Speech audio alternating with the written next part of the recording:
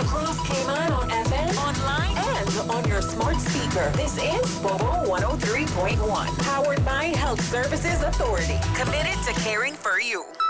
The views and opinions expressed on Straight Talk with Austin and Ellio do not necessarily reflect or represent the views of Stingray Media, its staff, or contributors. Callers to the program accept full responsibility for the views expressed. The show host and affiliates are not liable for any statements made or any harm claimed. All callers to the program indemnify Straight Talk from all claims. Offensive, defamatory, or unlawful content will not be tolerated. Be a part of the conversation by calling 745-2626.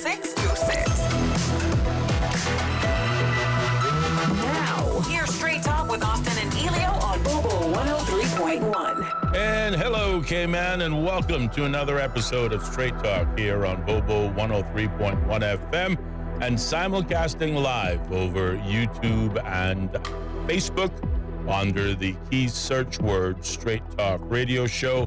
I'm your host, Austin Harris. My colleague and co-host, Ellio Solomon, remains on leave.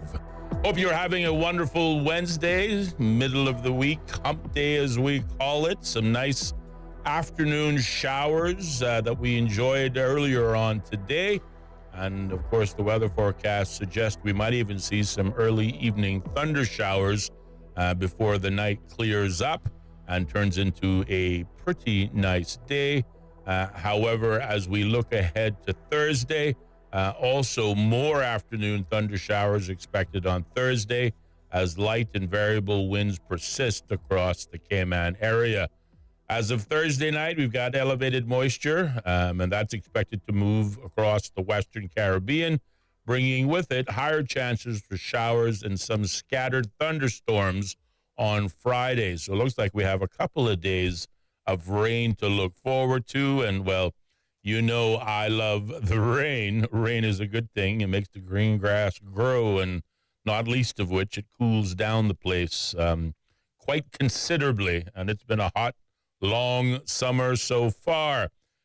Continuing to track the tropics in terms of wider storms, taking a look to the east, the tropical wave that we've been monitoring arguably since Sunday is now west of the Cabo Verde Islands. Still not quite turned into anything. And as I stated yesterday, the longer it takes to develop into either a tropical storm or what is forecast to become a hurricane, it will continue a westward motion. Again, as I explained yesterday, according to weather forecasters, if it develops quickly and starts its spin, then it's more likely that it may make a turn out into the wider, unpopulated Atlantic. Well, today, again, after seeing no formation of any considerable mention, again, forecasters are perhaps looking for this thing to at least impact parts of the Caribbean later in the week. But the good news is it hasn't developed into anything at the moment. And even better news is it doesn't pose any immediate threat to interest here in the Cayman Islands. Again, tonight, thunder showers are expected in the early evening with mostly clear skies in the later nighttime hours. Temperatures expected to dip down to a low of 82 degrees. Winds will be light and variable, and sea state will be smooth with wave heights of fewer than 2 feet. Currently, temperature-wise, again, thank you for the rain, it is a cool 82 degrees Fahrenheit. And for the first time in weeks, the real feel is actually below 100 degrees. Outside, it says the real feel conditions feels closer to 95 degrees, which is a far cry than the 101, 102, and 106s that we have been experiencing this week and, of course, last week. Like I said, it has been a long, hard summer, and again, that is expected to continue.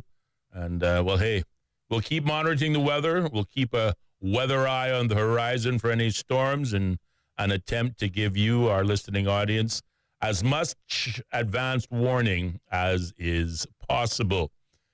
37 minutes now past the hour of 4 o'clock, and coming up as our guest in studios this evening following the top of the hour news brought to you by our news partner, the BBC. It will be our pleasure to continue our ongoing Candidates Forum series, Life after the campaign trail with a look at some of the candidates who were unsuccessful at the polls, but still nonetheless examining their decision to run, what perhaps they may have learned and discovered during the campaign trail, and more importantly, have they been able to secure some employment going forward, or if not direct employment, what their plans may be to put food on the table. So tonight, coming up shortly after 5 o'clock, we will have Mr. Jermaine Ebanks Hurlston, who ran as a candidate in the constituency of West Bay North. For those of you paying attention, that's the constituency in which the Honorable Education Minister and Finance Minister Ralston Anglin was the successful winner and now forms part of the National Coalition for Camannian Government. We'll chat with Mr. Ebanks, and that conversation begins at 5 o'clock. If you want to be a part of the conversation, by all means, we invite you to join in, stay tuned, and, of course, lend your voice to our questions and discussions this evening.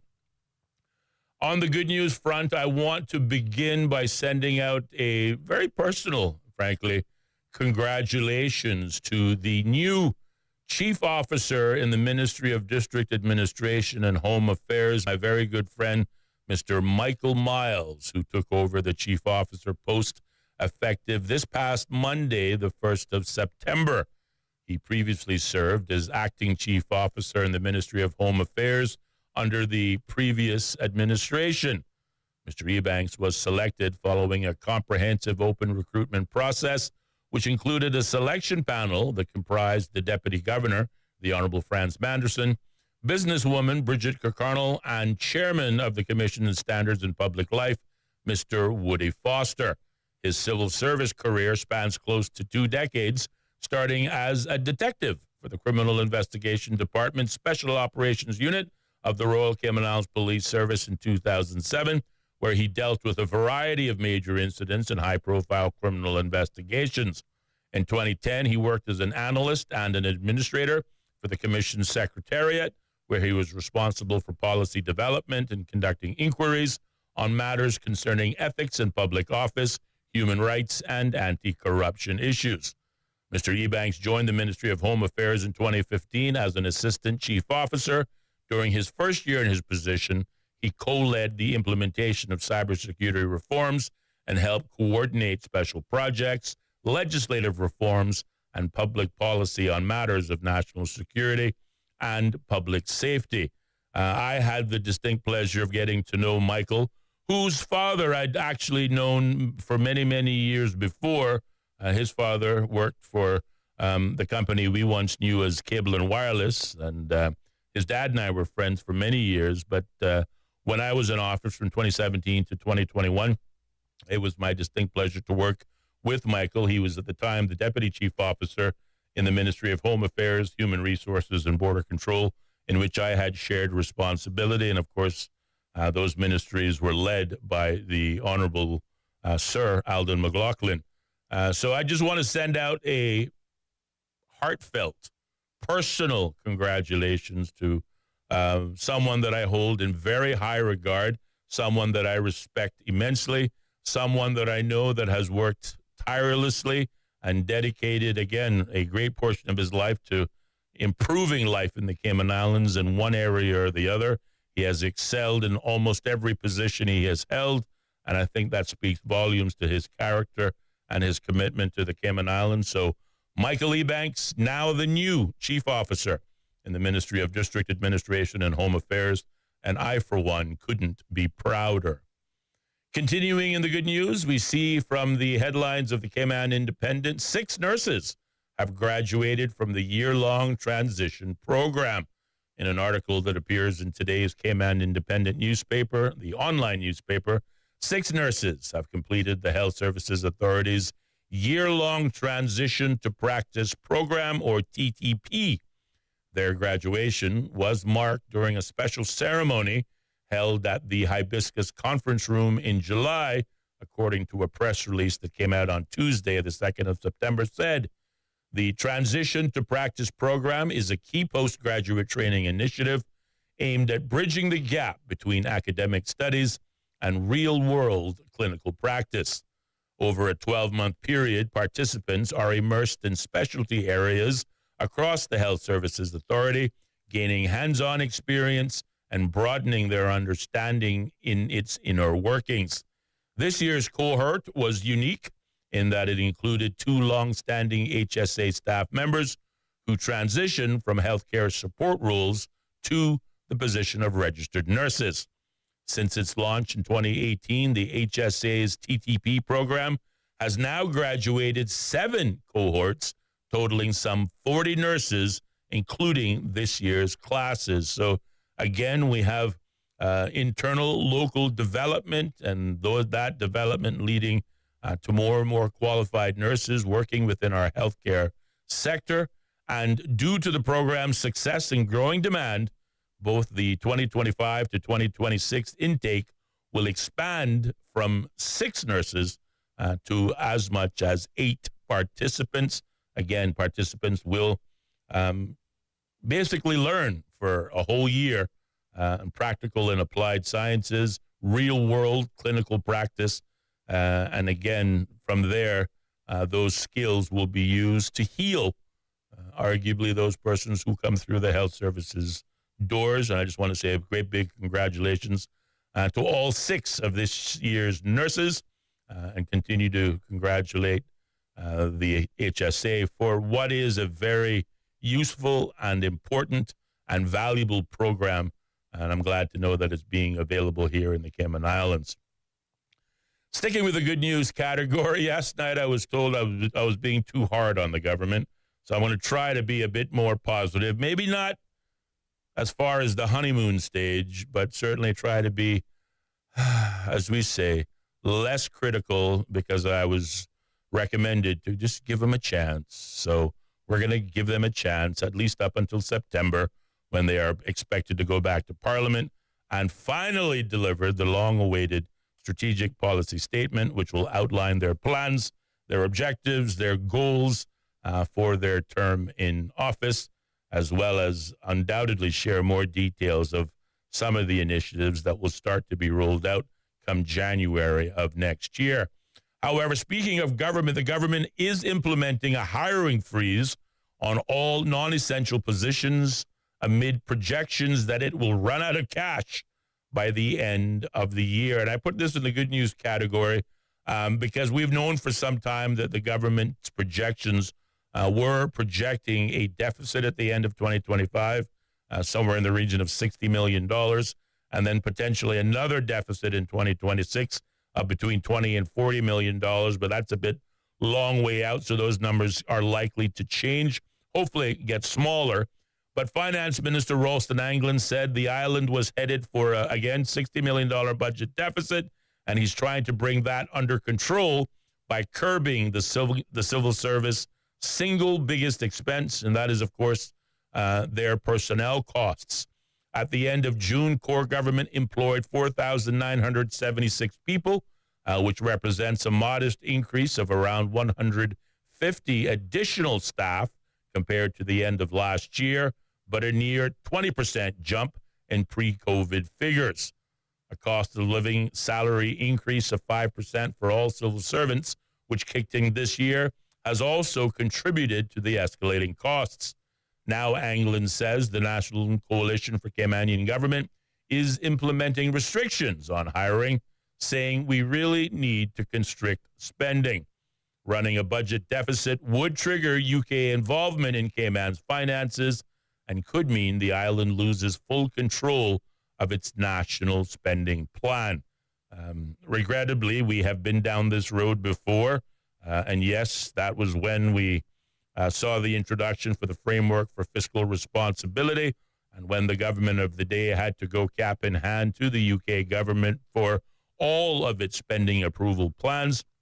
And whilst you think we may have learned a lesson from the past, and in particular remember those hard, if not bloody embarrassing days of having to ask the mother country to give us permission to spend our own money, we seem to be, again, repeating history with the massive overspend of the last administration, which the current administration and Finance Minister Ralston Anglin is trying to get under control.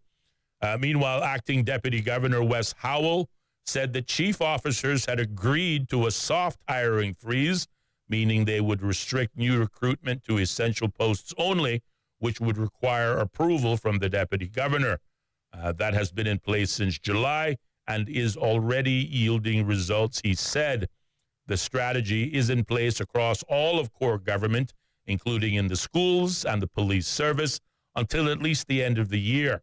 It does not apply to government companies and statutory authorities like the Health Services Authority and Cameron Airways, which control their own budgets. However, when we, again, and this is, not meant to be overly critical of the government for those out there with, thin skins or government supporters. But as we have discussed on this program, particularly last week with opposition MP Christopher Saunders, if we were to reduce those ridiculous stipends that have been paid to the HSA board, some have called it a plundering of the public purse, government could likely save a significant sum in this regard. And again, they do control their own budgets, but if we're serious, obviously it's the entire country at stake here. Deficit, economic forecast or a deficit financial position, doesn't just put one or two departments in a hard place. It puts us all in a hard place. And certainly the government has its own ambitious plans. We were talking, I think I was reading somewhere in the Post that whilst we're looking to shave off about $6 million on the Cayman Brack School, the government is already talking about the need for a new high school. That's going to cost money. And today we saw discussions taking place that perhaps if the government itself continues to grow in personnel size, then that lovely, beautiful LED certified building that was built under the Kurt Tibbetts era may not be enough to house the ever expanding civil service. And the government could be looking at building even bigger buildings to house those personnel. So spend. All of that cost money, but not in 2025, not likely in 2026. So certainly I want to congratulate the Honorable Finance Minister for cutting costs. Undoubtedly, it must be difficult. The Finance Minister very likely working in collaboration with the Honorable Financial Secretary, Honorable Kenneth Jefferson, and his team to shave off some of the government's excess fat. And undoubtedly, it will be featured and certainly felt when Parliament resumes in September. We will hear the strategic policy statement. And of course, we anticipate after that, the government will present their annual budget, which is required to be presented before the end of December, before the 31st of December. Again, otherwise, the country will be in breach of the Public Service Management Law. So, again, a hiring freeze in government. Will it have an impact? We don't know. It seems to be yielding fruit. We'll see just how much the government can shave off. There are a number of areas where they could shave even more. Will they do it? I don't know. We'll have to wait and see and watch. But one thing is for certain, and this is not a jab at the government or anyone. As a matter of fact, it's an us problem. A deficit is bad for everyone. And certainly we'll do what we can to encourage the government to continue to make the difficult choices it has to make.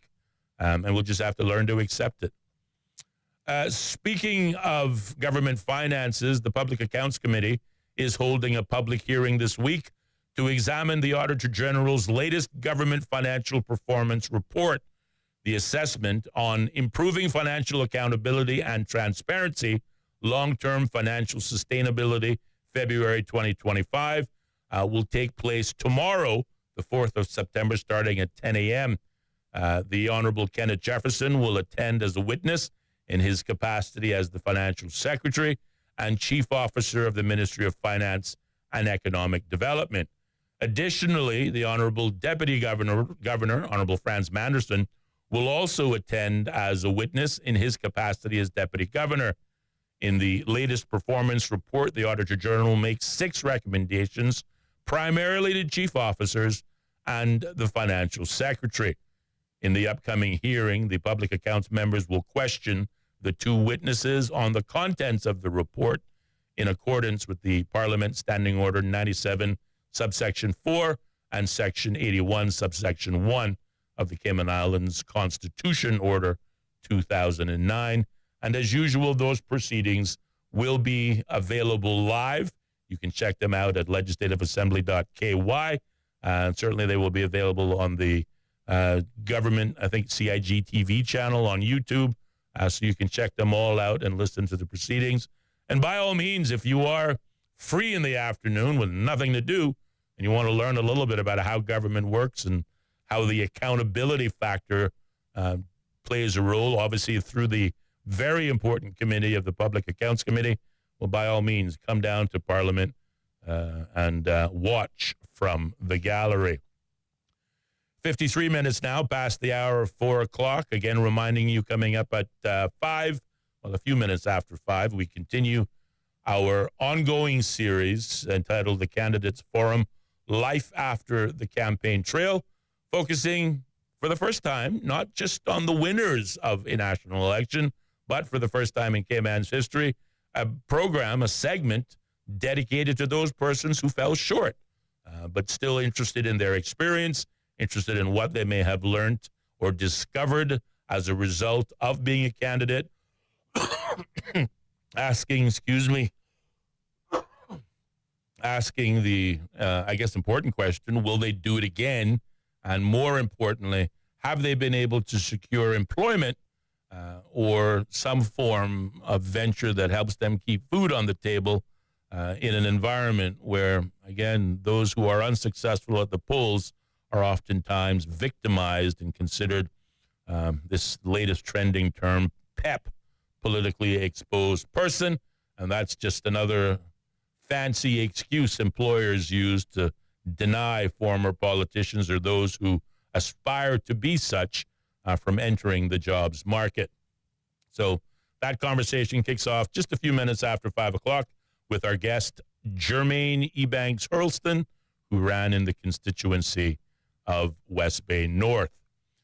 In the 5 or so minutes that we do have remaining, maybe you were amongst some of the residents and visitors of Grand Cayman and Cayman Brac, or perhaps you were even on the island of Jamaica on Tuesday night as you saw a bright object with a long reddish tail streaking across the sky around 7:45 p.m.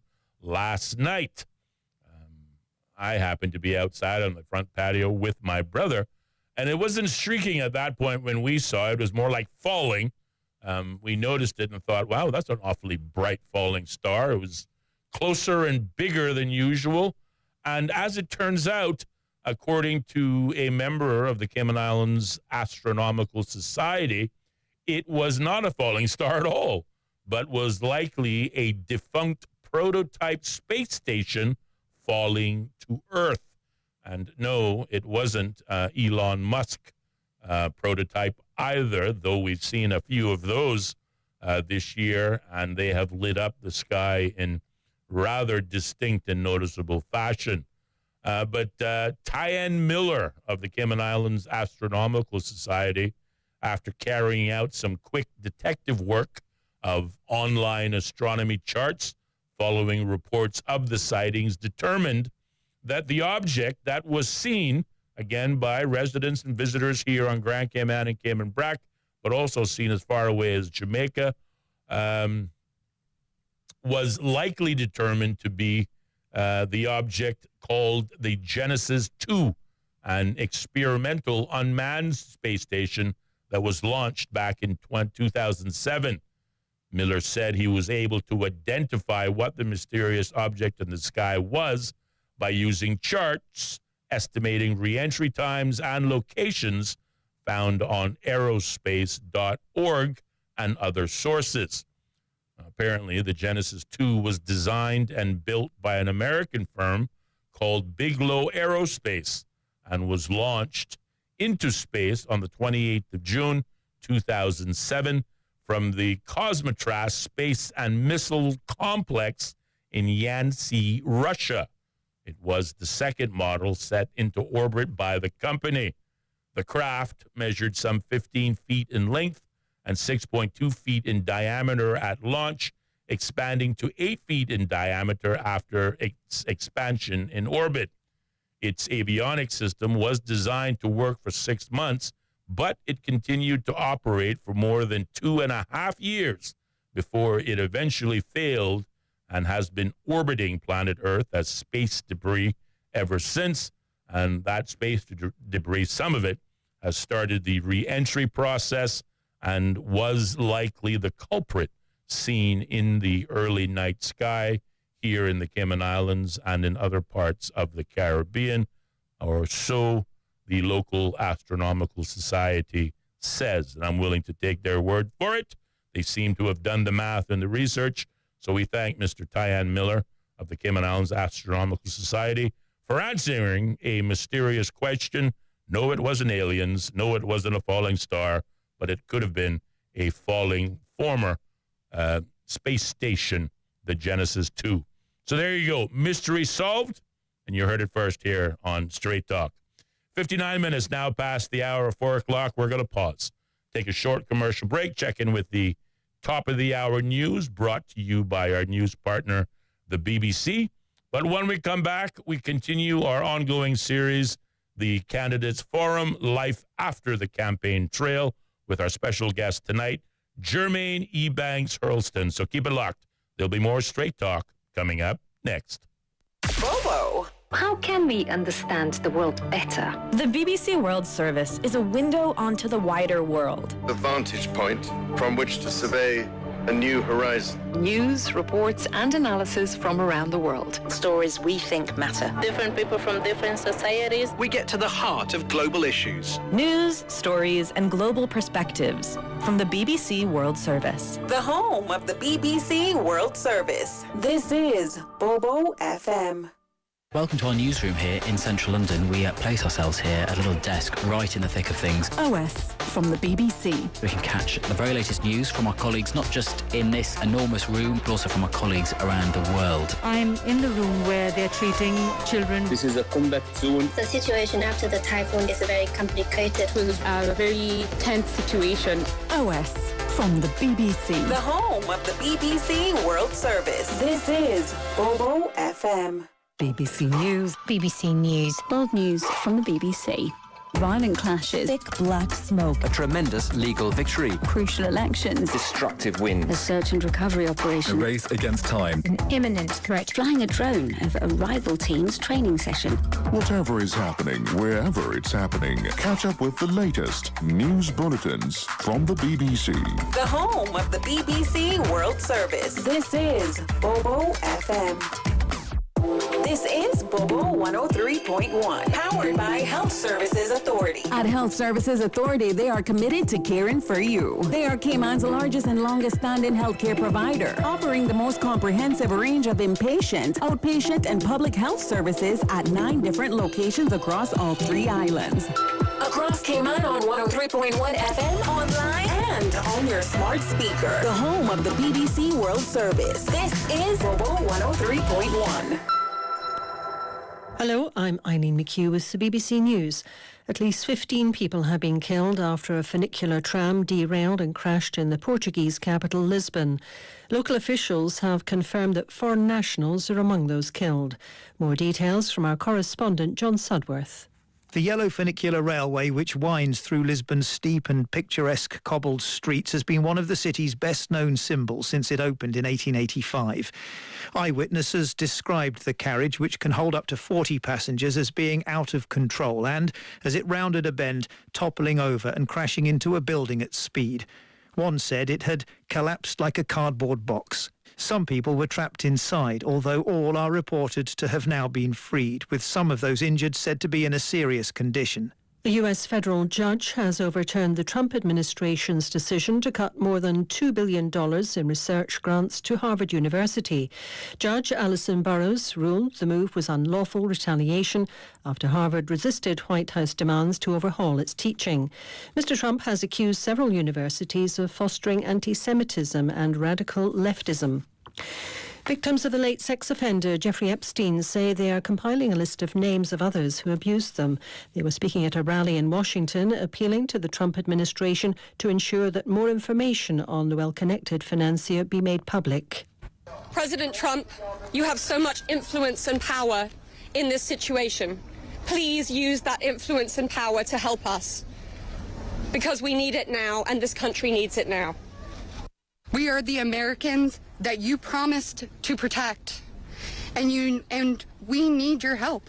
Make us feel like our voices are finally being heard. President Trump has described the victims' calls to release more information as a Democrat hoax, but pressure has also been growing among his own supporters. European and other defence ministers have been holding virtual talks to agree details of security guarantees for Ukraine if a peace deal is reached with Russia.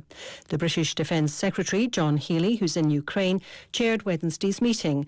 He said money from seized Russian assets has funded orders for military equipment for Ukraine worth more than $1.3 billion. Sarah Rainsford reports from Kiev. John Healey was here in Kyiv to underline Britain's firm support for Ukraine, even as Russia's attacks on this country escalate. He said the Coalition of the Willing, as it's known, was working on a deal to ensure Ukraine's security once a peace deal has been reached. But he wouldn't give any details of how many British or other troops might be deployed here, or how precisely it would work. In any case, those troops would only come if and when the fighting stops. Ukraine's president said today he sees no sign that Vladimir Putin is ready for that. World News from the BBC. Florida's top health official has announced plans to end all vaccine mandates, including those required for children to attend schools. The move would make Florida the first U.S. state to withdraw completely from a medical practice proven to control the spread of infectious diseases. Florida's Surgeon General, Joseph Ladapo, said people had a right to opt out of vaccinations, but many health experts say children's lives will be put at risk. The U.S. Secretary of State has said Washington will keep attacking drug traffickers at sea a day after the White House said it destroyed a boat belonging to a Venezuelan cartel. Marco Rubio was speaking on a visit to Mexico City. He described the 11 people killed in the strike in the Caribbean as narco-terrorists. Rights groups say the Tanzanian government is silencing dissent through abductions and unlawful detentions. The Legal and Human Rights Centre accuses the authorities of failing to investigate reports of missing persons. The BBC's Alfred Lastek reports. 25-year-old Shadrach Chaula was detained and fined last year for mocking the president in a viral TikTok video. His father, Yusuf, told the BBC that a month after his release, he was abducted outside his shop and has not been seen since. He is not alone. Artists, activists, and opposition politicians have also disappeared in recent years. Some return with harrowing account, others are never found. Right groups blame the state for disappearances, but the government insists it is tackling the problem. Officials in Argentina say they've recovered a long-lost painting looted decades ago in Nazi-occupied Europe. The missing masterpiece was spotted last month on an estate agent's website. It was adorning the wall of a house being sold by Patricia Cagien, whose late father was a fugitive Nazi and advisor to Hermann Göring. BBC News. The views and opinions expressed on Straight Talk with Austin and Ellio do not necessarily reflect or represent the views of Stingray Media, its staff, or contributors. Callers to the program accept full responsibility for the views expressed. The show host and affiliates are not liable for any statements made or any harm claimed. All callers to the program indemnify Straight Talk from all claims. Offensive, defamatory, or unlawful content will not be tolerated. Be a part of the conversation by calling 745-2626. Now, here's Straight Talk with Austin and Ellio on Bobo 103.1. And welcome back, K-Man, to more Straight Talk here on Bobo 103.1 FM and simulcasting live over YouTube and Facebook under the key search word Straight Talk Radio Show. You can also check us out live, as a matter of fact, on our own webpage, www.straighttalk.ky. I'm your host, Austin Harris. My colleague and co-host, Ellio Solomon, is on leave, but he's not kicking up his feet. He's busy building some very important online infrastructure that I'm eager to unveil to the public ways in which we hope to deliver more and more of our show to you in some interesting and new forums, hopefully leading to a better discussion. It is 7 minutes, though, past the hour of 5 o'clock, and the phone lines are open. 745-2626 is the number in studios. If you want to join me and my guest in studios as we continue our ongoing series entitled The Candidates Forum, a look at life after the campaign trail, with me in studios, it is my pleasure to welcome the independent candidate, I might add, who ran for the constituency of West Bay North. Mr. Jermaine Ebanks Hurlston is my guest in studios. And Mr. Ebanks, good evening and welcome to Straight Talk. Thank you, Austin. And good evening, Kiman. It's a pleasure to be here. I know I've been absent for quite some time, but not to worry. I've been putting my time in constructively. So just want to openly apologize for my absence and also, send my heartfelt, regard to all of my supporters out there. Absolutely. Well, I don't really think on the apology scale you have much to apologize for. I think people understand, the campaign trail itself is rigorous, and maybe that's one of the things we can talk about in educating the public. They see what seems to be the outward gloss, but don't perhaps give enough consideration to the hard work, the long hours, both the mental and physical fatigue that you put yourself through. Again, in any campaign is difficult. And after the campaign is done, sometimes you got to kick back and just take a breather, take advantage of a simple thing called sleep, which, again, people take for granted all the time. Jermaine, if I could start off really, before we get into the campaign trail, and just focus on you a little bit. In the first instance, you're a relatively young man, which I think is encouraging. It's encouraging to see younger Caymanians wanting to be a part of the electoral cycle, putting themselves forward, being patriotic enough to say, you know what, I think I've got something to offer. I want to put myself forward for elected office, and are willing to put yourself through, again, the hurdles, the struggles, the challenges, but also the fantastic opportunity of competing at a national level.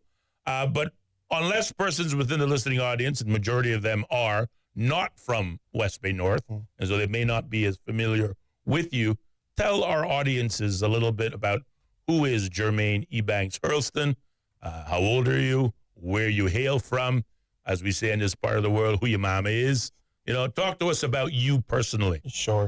Thank you. I'm hailing from the district of West Bay. I grew up in West Bay North majority of my life. My grandparents is Miss Lucille Orrit, and my grandfather was Mr. James T. Ebanks, also known as Mr. Timmy. My mother's Miss Jill Ebanks, also Miss Jill Senior, very popular within the, she used to be a part of the civil service for quite some time, and she also was a part of the tourism market for a while, working at various hotels, the First Holiday Inn and so forth. And also my father, Mr. Blake Hurlston, who was a well-known musician on island. He was also very instrumental at Flow for quite some time. So to give a little more in-depth about who I am, growing up in West Bay, it was challenging at times. We didn't have a lot of insight about politics. And I remembered, distinctively my grandfather always, drilling into me like, Jermaine, anyone that can buy a vote can sell a vote. Always told me that when I was 9 years old, and seeing that firsthand and trying to understand what he actually meant, it was a complete eye-opener for me during the campaign trail, exactly what it stood for. Right. Because I was never raised to look for someone to, constantly give me a handout or to come to my rescue. It was always about looking for solutions, not always focusing on a problem. But that doesn't take away from the fact that people are here genuinely need help, and it starts with the household. So, again, I'm a father of 4, including my stepson.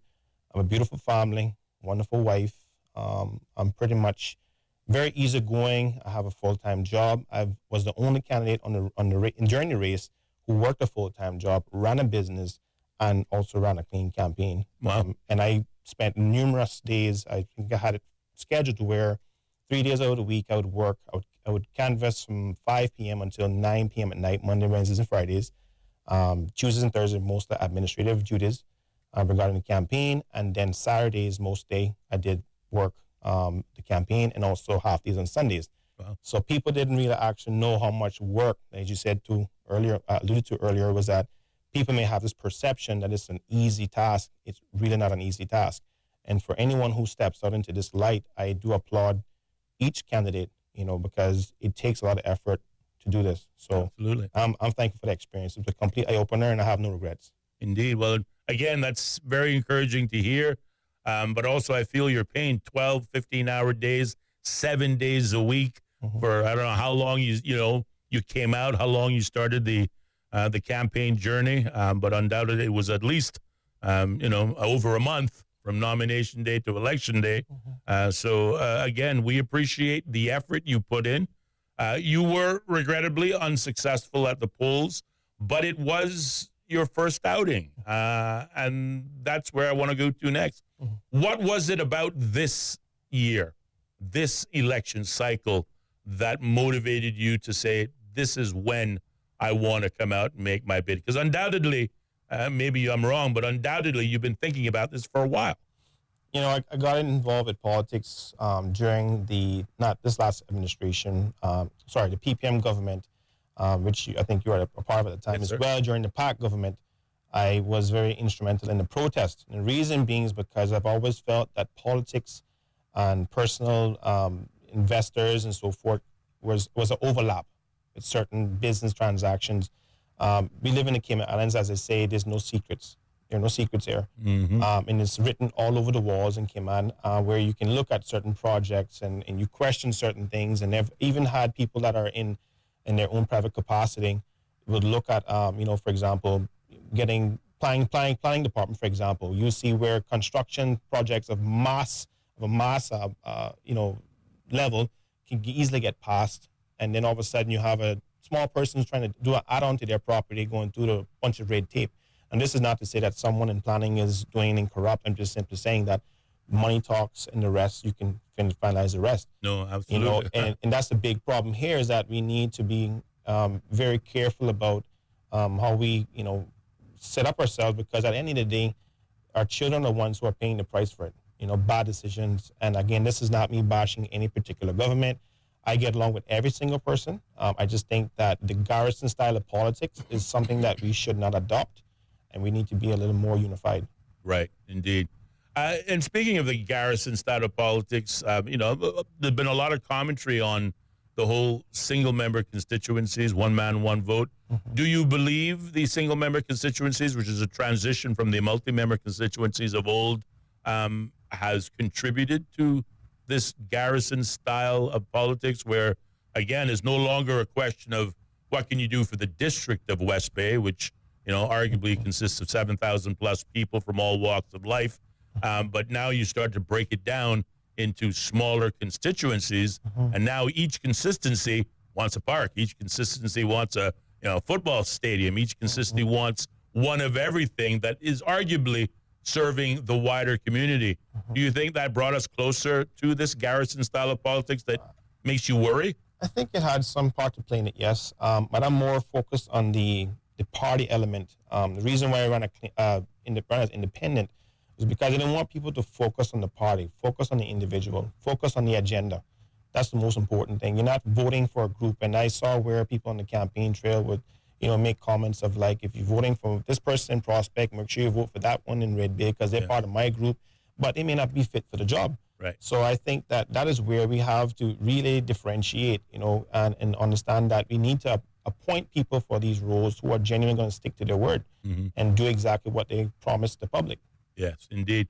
Speaking of that, running as an independent, obviously, when you are in the thrust of a election campaign, you believe your decision to run as an independent was well thought out and probably the right thing to do. But now they say hindsight is 2020, looking back on the campaign past, and unfortunately you weren't successful. Do you believe running as an independent helped you or hurt you? No, I definitely feel like it has hurt me. I think most people, including yourself, being in politics, there is an element that you need to have a lot of financial support. Unfortunately, I didn't have that huge backing It was pretty much on the weight of my small sponsors. I wish to not disclose their names because of obviously being chance of being bullied is real. Yeah, victimization is real in politics. I want the audience to completely understand this. And, you know, prior to us coming online, we talked about my position as to why I was so able to get back into work. It's because I had a very deep conversation with my employer. And I said, you know, before I commit to this, I want to know, where does the company value me? And until they gave me the guarantee that I was going to be able to come back to a job, whether or not I'm successful because I was a valuable employee, that was icing on the cake for me. So I took it as a message, a sign from God, and I said, let me just follow through with it. Well, praise God for that, because there were other candidates in the race who weren't as fortunate. They were in a similar position. Many, I think one comes to mind immediately, who were told quite the opposite, point blank. When you run for office, you have to quit this job because you can't do both with me.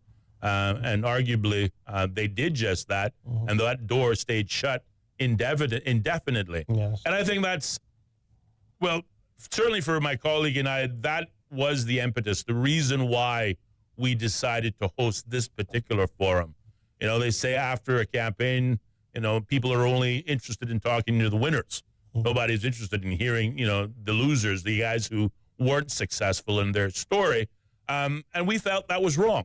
But also we felt what was even more wrong was the fact that here are persons who have, you know, demonstrated the desire, you know, the commitment to put themselves forward for high office. Certainly patriots by any, you know, expression of the term, but they're also giving up a great deal. And one of the things they give up is employment. And then to somehow deny them the opportunity to get back into employment because of political victimization and a variety of things is simply wrong. So in the first instance, praise God that your employer was adult about it. We won't have to identify who that employer was, but it's, you know, we'll put them in a positive light if you wanted to, but we won't have to. But we thank that employer for being mature enough and recognizing that, listen, you know, my employee was valuable to me as an employee, and if he is successful at the polls, he will simply prove that value to the country. That'll only make him and his company, or her and her company, look even better, feel even better. And if you're unsuccessful, then they bring you back because you're still the same person. Absolutely. And I think that's very, very encouraging. So that's wonderful music to my ears that you are still gainfully employed and with a family of 4 and a wife. Well, I'll tell you what, it would be a big different story if you weren't. Absolutely. And I give praise every single day. And that's one of the reasons why I didn't take the loss too heavy, because I always had a fallback. And I made sure to educate people as best I could during my campaign trail about the importance of, you know, voting sensibly. But sometimes, you know, I really have come to the realization that people aren't really equipped or ready for change. They say they want change, and I saw that firsthand in West Bay North. It was just going house to house and seeing the struggle, seeing the hardship that most people were facing, you know, from our seniors, just to children going to school, you know, just the absence of fathers. The list goes on. We all know. And this is all systematic. And I think that until we address, and I've had this conversation with someone a few weeks ago, and I said, if you ever want to see change in politics in Cayman as a whole, you need to start with West Bay first. West Bay has always set a trend. If you look at it carefully, you know, we started off with the NAU and all the handouts and stuff like that, and we start to, you know, indoctrinate this idea that you can rely on the government for everything. And then it started to spread to other communities. Now we're fixed with a position now where our people are much more incapable in some aspects. They become very, very difficult for them to adjust under pressure because they've been so accustomed over generations to always look to the government for a solution, when in fact, it should be a 50-50 trade-off. Right? You know, and the Bible says that, you know, God will, he'll honor you with the sweat of your brow, and I believe in that. You put in the work, everything else will fall into place. So it just really boils down to the mere fact that we want change, and I will applaud the current government. I've seen some really good, you know, initiatives coming out. In the first year, I would, like I said to someone recently as well, give them a year to figure out things. You can't expect in 100 days you're going to see solutions right out the gate and it's going to be concrete. It takes time, you know. So I want to take this time to publicly congratulate all the candidates, all the persons who were successful during their campaign, and I wish them the best. And all those who were not successful, you know, please continue to keep your head up. You know, always don't ever be afraid to ask for help in the right places. And, you know, if there's anything, again, utilize this platform to get your voice out.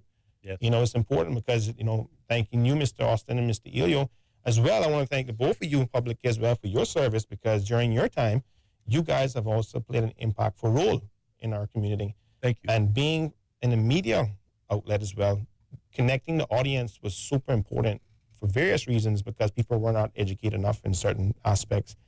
But also, I'd like to thank Ellio, because a lot of Caymanians as well have benefited from what we now see as the pension program. Absolutely. And without that, a lot of Caymanians would not have been able to obtain property in this climate. Absolutely. So thank you, Mr. Ellio, for that. And again, I give credit where credit is due. No matter what affiliation you are, no matter what group you're with, give credit, and I give you both credit. Well, we appreciate that, and certainly on behalf of Ellio Solomon, I will say thank you for those very kind remarks and that recognition. You have hinted on a particular topic a few times in your remarks. You started out by saying, again, you know, for every vote you can buy, you can also sell your vote as well. Absolutely.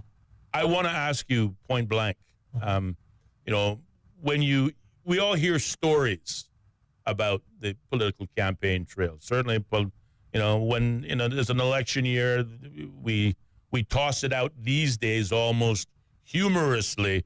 Oh, that here comes the buying the washers and paying the light bills and the mortgage payments. And it's said so much almost in jest. It gives it somewhat of a surreal, if not an unreal reality. But I'm curious, as a first-time candidate, did you discover in your door knocking that it was less about what you stood for and the issues that were important to you, and perhaps more about what do you got for me? Absolutely. I mean, this is straight talk, correct? This is and I'm a straight talker. Please do. And during my campaign, it was very disheartening at times when you would sit there for an hour to 2 hours sometimes, you know, with people and trying to give them as much information as possible, answer all their questions. And at the end of the conversation, you're hit with, well, what can you do for me? And it kind of alludes to like, what do you mean? You know, and it goes into the financial contribution. And I would bluntly say, listen, I'm not here to buy your vote. Yes. And I think that really played a huge role in why I wasn't successful, because I wasn't going to put myself in a position to first disappoint my grandparents, because I was raised on that principle not to do that. Right. And second of all, to disappoint myself and my family, because if I'm willing to misguide someone simply to get in a position, what else could I do? How far would I be willing to go to really have my way? And I've chosen not to do that, because I believe that when this is all said and done, we call life, you know, your legacy is really tied to your name. And no one would ever associate me to anything when it comes to anything illegal, criminal, or whatsoever. Indeed. It is discouraging, though, and certainly I'm old enough to remember a time when we used to go to the polls, and the only question is, what can you, the individual or the group, do for we? But it has simply transitioned itself, to your point, into more, what can you do for me? And that now, is what you do for me right now. Right now. Not 4 years. Again, a follow-up to that question. That experience, that what can you do for me, that expectation for some kind of treating, which is the technical term for it used during an election campaign, you know, whether it be something small or something big, was that observed in smaller pockets, or would you say that turned out to be the norm in your door-knocking campaigning experience? Well, a sad fact, not a fun fact, West Bay North, I believe during the time of the campaign trail, West Bay North had the highest volume of NAU applicants. So that in itself was a red flag, okay? And it was majority of what I experienced. It had some element to where they expected the issue to be resolved today, whether it be through monetary gains or just trying to meet certain projects for them that maybe have been delayed because of previous administrations, false promises. And I really want to drill this home to people, what you could achieve in 2 weeks from someone, or what someone can provide for you in 2 weeks. What they can do to you over a period of 4 years far outweighs any gift or any certain favor that you could ever fathom. So at the end of the day, how much are you really putting a value on yourself, your family, and your neighbor is important. Please take into consideration always, always. Indeed. Well, again, the name on the door is Straight Talk. We have heard about the treating, the vote buying, the expectations that go on during a campaign trail. Our guest in studios, Mr. Ebanks Hurlston, has been to the river bottom. He can tell you it's cold and it's deep, and he's sharing firsthand evidence that says, yes, in my experience, it was more about what do you got for me versus more of what do you have for us as a country, giving evidence that this notion of vote buying isn't just a perception, it's a reality, and perhaps more frightening, it's a growing reality, a growing trend, a growing expectation. We have to pause and take a short commercial break, but our discussion with Mr. Jermaine Ebanks Hurlston continues next when Straight Talk returns.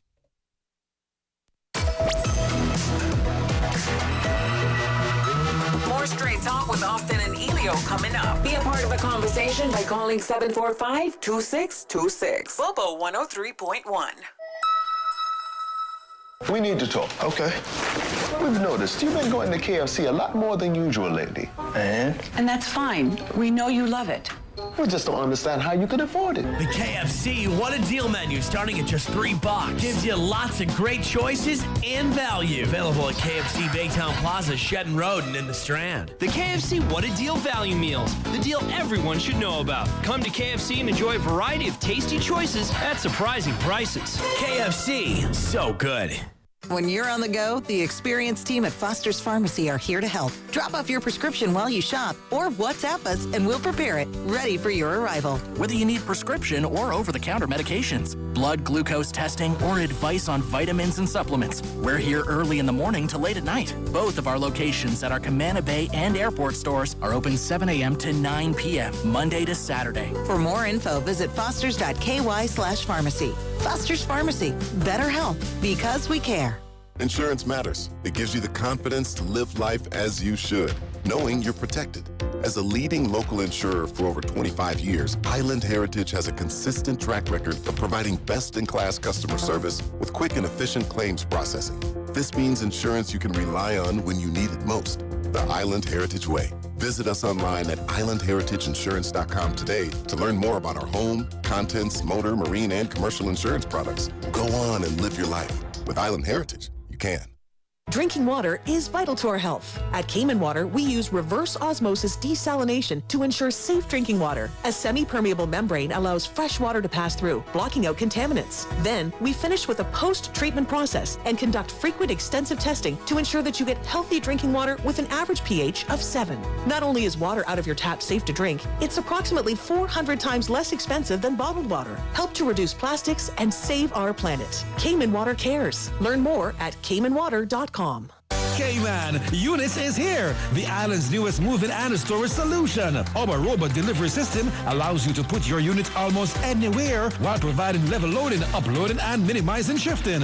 What's even better, no time constraints. Pack at your own pace for moving or store as long as you need. Short-term or long-term, at the home or on the job site. Units, fast, safe, and secure. Check us out at units.ky and be sure to follow us on Facebook and Instagram. Looking for TVs, electronics, sound systems, Speakers, gaming consoles, games, and smart home gadgets? Shop Cost You Less. Looking for housewares, small appliances, fans, mini fridges, and cooling? Shop Cost You Less. Looking for baby supplies, toys and games, pet supplies, cleaning supplies, and auto supplies? Shop Cost You Less. Looking for quality produce, grass-fed meats, and groceries? You guessed it. Shop Cost You Less. Cost You Less is your destination for everything you need on island. Cost You Less. Everyday low prices on items that matter to you. Across Cayman on FM, online, and on your smart speaker. This is Bobo 103.1, powered by Health Services Authority, committed to caring for you.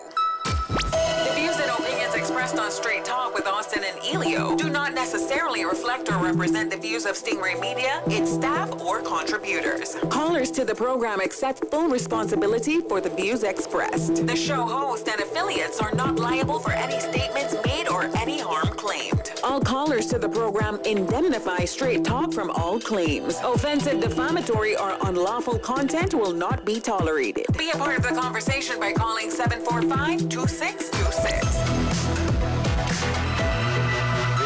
Now, here's Straight Talk with Austin and Ellio on Bobo 103.1. And welcome back, man, to more Straight Talk here on Bobo 103.1 FM and simulcasting live over YouTube and Facebook, as well as at our own webpage, www.straighttalk.ky. I'm your host, Austin Harris. My colleague, Ellio Solomon, is on leave, but I'm sure he's listening and undoubtedly regretting the opportunity to have a fantastic guest like I do in studios as we continue our series, the Candidates Forum, Life After the Campaign Trail. Our guest in studios, former candidate for the constituency of West Bay North, Mr. Jermaine Ebanks Hurlston. And certainly during the last segment, there were a great many things discussed, but most notably was really your straightforward, comments as it relates to the expectation from voters that, what do you got for me? It's not more about the issues. It's not more about, what your plans are, but it's more about, what do you got for me right now? And some people will call that vote buying, but you taking, I think, the right position to simply say, no, I'm sorry, that's not what I'm about. Not to mention that it's illegal during the campaign for candidates, and anyone who is caught doing so could very well find themselves in breach and disqualified for it, which is something I don't think the voters pay enough attention to, nor do they arguably care. It almost seems as if, and you mentioned it, I mean, you talked about West Bay setting the trends, not all of them good. This trend, this expectation that those who run for a campaign, whether they be incumbents or those vying for the position, if they want the job, they gotta fork out the cash in order to get there. And I think that is a discouraging state of affairs, but it is an honest look at the reality that is politics in the Cayman Islands. And this is not just unique to West Bay. Arguably, it's across the island. Absolutely. If candidates are being honest in their experience. And in your case, you're not elected to office. There's no standard or, protocols you're expected to follow. It's an opportunity to give us, again, a look to the other side of the river, having been there, and what did you experience? With that experience in mind, and we talked about, you ran as an independent, you believe running as an independent in retrospect hurt you rather than helped you. There were a number of independents running in the last election, as there were in the previous election. Was there at any point any collaboration amongst the independent candidates, either in your area of West Bay North or in the wider district of West Bay? Did you have common ground? Did you meet or discuss issues that were largely, focused on the independent candidates? Or were you fundamentally a one-man band focused in your lane and that was it? Yeah, I mean, majority of it was a one-man band. I didn't really give it much thought at the time. I think everything was just so chaotic and, very taxing. But I did have the opportunity to, during the I think it was the Chamber of Commerce debate, I know if you saw after the debate, myself, Ms. Shakina Bush, and Mr. Jordan Rivers got together and took a photo. Yes. Because I really, and I made sure to let them know, listen, we're in this for the opportunity, for the position, but at the same time, we're all Caymanians. And no matter if you may oppose a certain my position on certain things or whatever, we are still Caymanians. And I think that's where we have to really focus more on, is that at the end of the day, everyone has to answer to someone. I have to answer to my 4 beautiful children, my wife, and I have responsibilities, and everyone else around here has a responsibility. So who am I to feel like, that my position on life should supersede someone else's position on life, and why should I feel like I should restrict that person? But an unfortunate reality is that we have a lot of people, whether you're in government now or past, who have had this very bully mentality. And that is something I don't stand for. I remember during the early stages of my campaign, I had numerous people make remarks, even tried to do smear campaign and so forth. And I made it very clear, I'm not a typical politician. And I made it very clear because I refuse to be considered a typical politician. Right. The stigma that comes with that reputation or that title is something I wish not to inherit. Sure. So my message was to go out and give people a better option, a more clean, a more concise option, something different from the norm. And, it was very hard to really channel that to people. But at the end of the day, the voters cast their vote. I respect each person. As I said before, I have no animosity, no issues with anyone, and I prefer to keep it that way. But I will not stand down for anything when it comes to not putting our people first. And I will always have an opinion. Indeed. Well, I do remember that photo op after the chamber debate, and I was particularly moved when I first saw it for a number of reasons.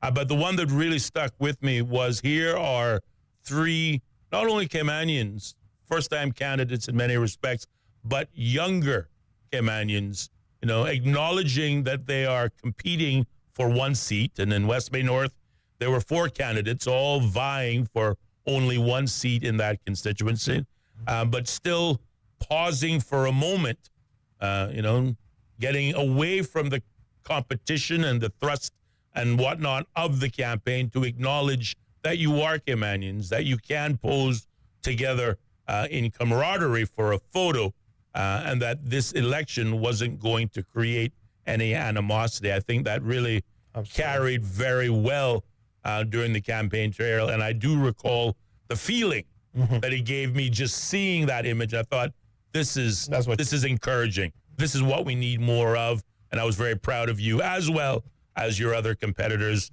Ms. Shakina Bush and Mr. Jordan Rivers, who we spent a lot of time chatting with during the campaign trail.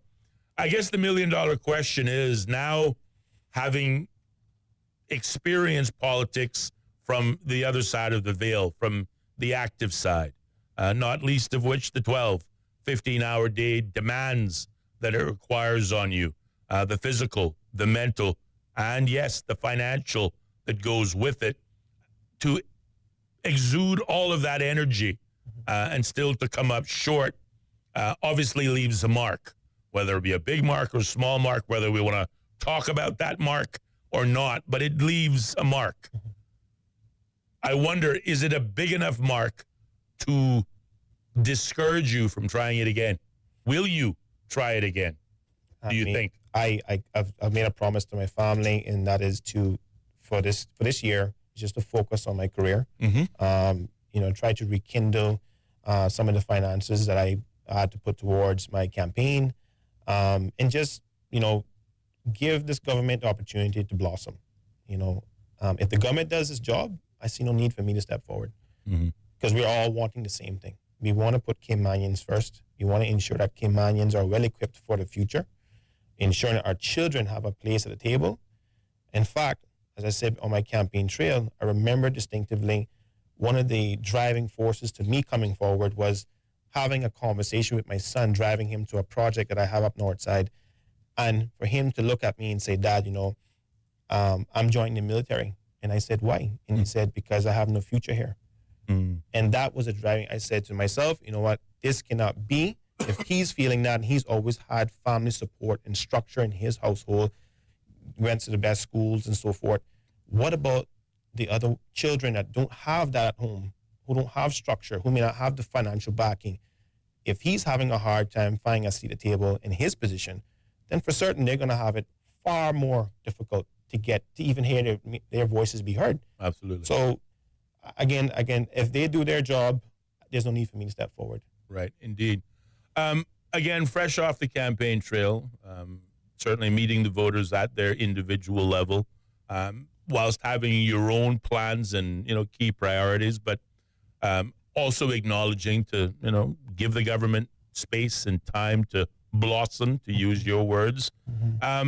And not in a critical way, but what would you say from your experience in the campaign trail to the current government, what you have identified should be or are some key national priorities that you would like to see the government focus on? Because, again, we still haven't heard their definitive overarching strategic policy statement, which will lay out their plan not just for this year and next year, but for their 4-year term.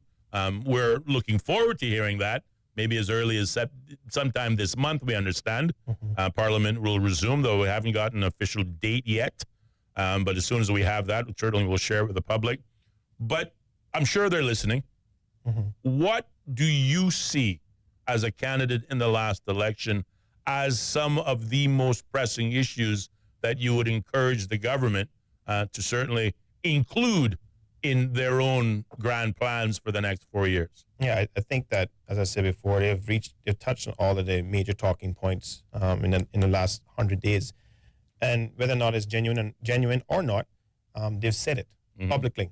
So, and I think that a lot of those points that they've raised, they have been garnered throughout the campaign trail, because everyone was, saying all the right words and so forth. But one thing in particular I want to drive home here: the people of West Bay North deserve to have Barkas back. We have not heard anything about that. I've posed that question on several occasions. I haven't heard anything about it. We want Barkas back for West Bay North and the general public to utilize. We have very limited area where we can continue our traditions without harassment. And I don't want anyone to use it as a political football during a campaign trail and then put on the back burner. We need to get that location back to the people so that we have a more, a good place to really socialize and have meet our recreational needs. Also, again, with the Waste to Energy project, I think that is important that if the government really looks at the larger picture, if we were to really invest in that ourselves, make it into a publicly traded entity, we could do wonders. I mean, people who know the history of Cayman Water, CUC, when they first came on board, a lot of Caymans had to come out and buy into shares. It's the same concept can be done here. Right. It could be very lucrative for Caymanians. And, obviously bridging that gap between when children are in school, in securing roles in the workforce. I've said it multiple times. The outsourcing in the Cayman Islands from administrative roles is absolutely mind-boggling. We have children now who have been changed, who have been taught to not go after key roles like tourism, which was once our bread and butter, to now go into finance, only to be met with the fact that you cannot get into finance at a junior level because everything is being outsourced. Yes. So I think addressing those issues will hopefully, bring us closer to a resolve, and we'll have a lot more to offer our people in the long run. When you talk about Barkers, and you're not alone in your belief about the value of Barkers, in particular to West Bayers, but certainly environmentalists. I mean, whether you're talking about, the flora, the fauna, the birds. I think there's the whistling duck, for example, that was highly endangered, and that's become very much a haven for them, as well as other of nature's bounty. But there's a bit of reality it's got to set in at some point. I mean, Barkers itself, though valuable in its natural sense, though valuable as a community location to enjoy family-friendly events, valuable in the sense of its limited development, so it still allows our connection to nature. But the reality is it's been carved up. into pieces for years, and what hasn't been bought outright through purchases have been bequeathed in land swaps. Do you believe the government really has a chance to reacquire that? And if they do, can they afford it? They need to sink some teeth. I think that we're at this position now where we have always taken the major losses when it comes to trading off. Anyone who knows Barker's Beach and knows the area, the adjacent homes in that area, if that area was to be developed, we would see flooding in that area. Right. So it'll be completely unfair to put our own people at risk to jeopardize their investment and add more weight on their shoulders due to concerns and just not knowing what tomorrow will bring when it comes to storms and so forth. And as you said before, I mean, we've had discussions floating around with how we can actually facilitate this transaction. And I posed it before to someone else in government, is that, we can definitely start to draw away from this idea that one particular organization is end all be all. Right. That's not the case. Cayman is a major financial hub. And if we're strategic enough, we can work better in partnership with this organization to bring about a better system for all of us to benefit. Right. It shouldn't be just where the scale is tipping more to one side than another. So I think we should definitely look to figure out ways to, kind of make this deal happen, because I think a lot of people in West Bay, especially West Bay North, did express a lot of concern for the area, and they were very vocal about getting it back, including myself. So I'm just hoping the government, whoever's listening today, if you are listening, please be sure to keep that on your agenda. Don't let it just fall to the wayside. Well, certainly, and again, this is something that's also happened within the government's first 100 days, and I was rather impressed with the speed in which it occurred. So I think one could say a precedent has already been set in terms of, the government's will to do something, and they won't allow nothing so serious as a deficit at the end of the financial year, to stop them in pursuing that will. And that is the recent acquisition of land on the bluff. Yeah. I mean, on a Friday, it was made public that, it was a commercial property up for sale. And before the end of the weekend, it was announced that the government had purchased it for $5.5 million. People believe they used the Environmental Protection Fund money in order to do so, but that hasn't been verified. Yes. But very clearly, in a very short period of time, a government who are fundamentally reporting that they're broke and that the country will be broke or in deficit at the end of the year. They've used that in defense of their delay in presenting both their strategic policy statement and presenting a budget, that those financial constraints are significant, but yet they did find $5.5 million to acquire that property. So to your point, if the will is there, then they can very well find the money to acquire Barker's back again. Absolutely. Wonderful. 50 minutes past the hour of 4 o'clock, and just one final question. When you look at the landscape that you found it, and undoubtedly as a first-time political candidate, you had to be discouraged to find that it is less about we and more about me. The expectation for political handouts or otherwise vote buying is real. And you saw this, witnessed it firsthand. One of the things that this last election also showed, on a positive note, that we had a record level of voters, particularly new voters, stepping up, getting registered to vote. And I wonder what your thoughts are on the value of civic engagement.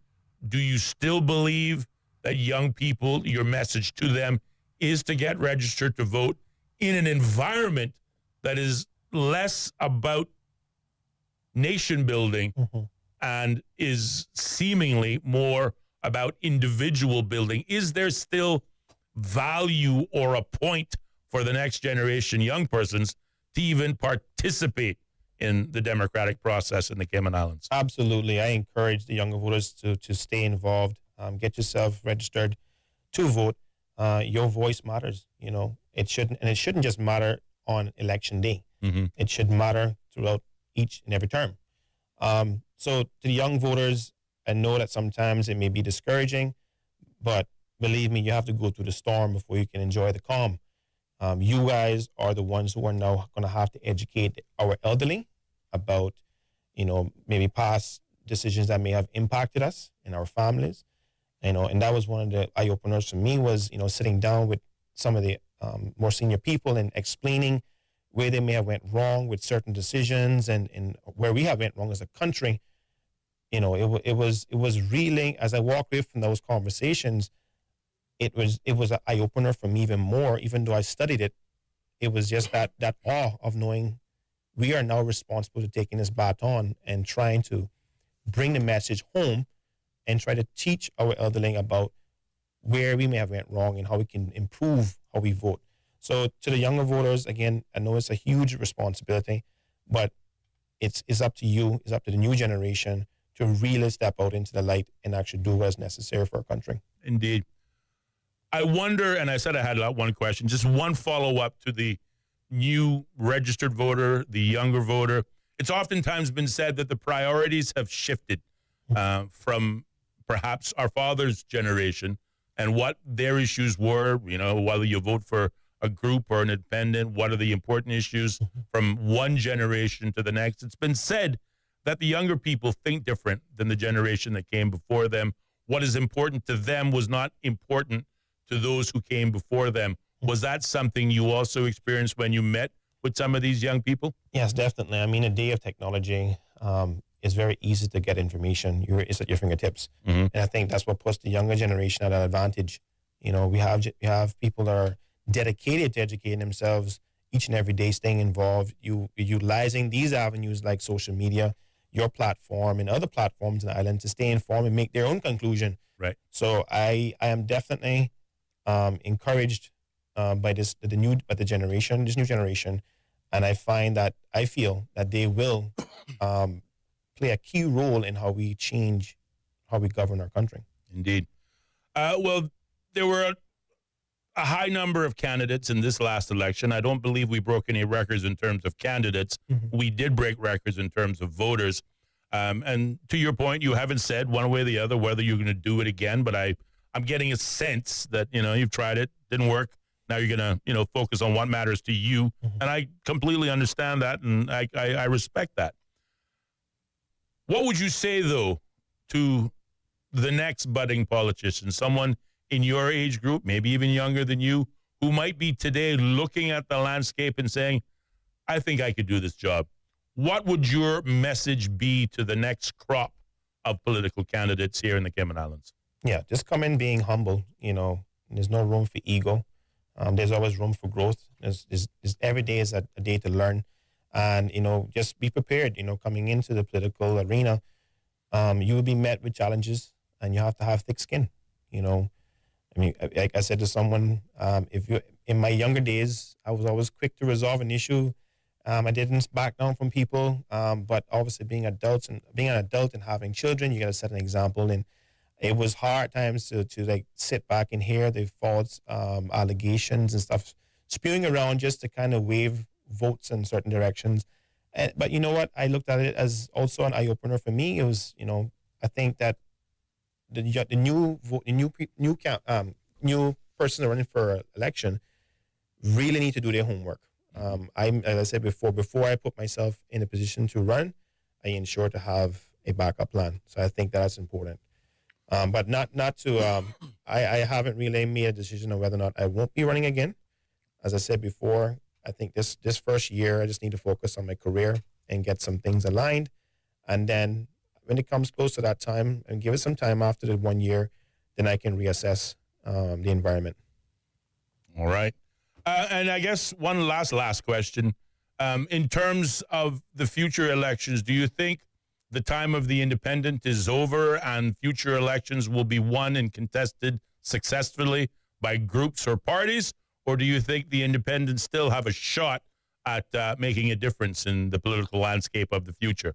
Yeah, I think if I were to run again, I would definitely do with a party for obvious reasons.